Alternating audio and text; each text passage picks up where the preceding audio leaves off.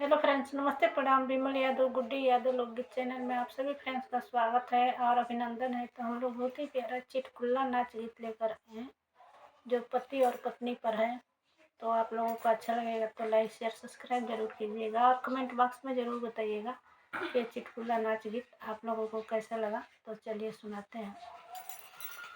अरे जाए नाही देबो कोई लरियाए बालम, जाए नाही देबो कोई लरियाए बालम।